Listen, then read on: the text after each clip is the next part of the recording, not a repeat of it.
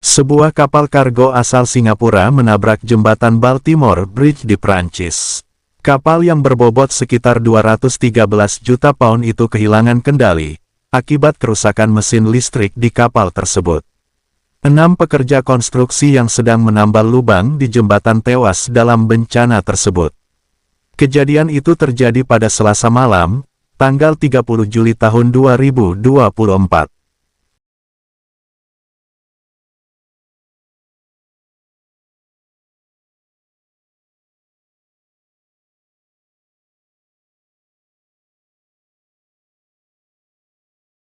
What we see in the live stream. Shortly before it veers off course at 1:24 a.m, we see here the ship's lights going out before coming back on seconds later.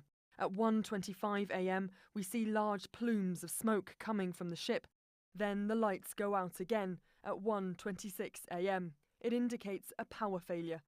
The crew on board did notify authorities of a power issue, according to the governor of Maryland.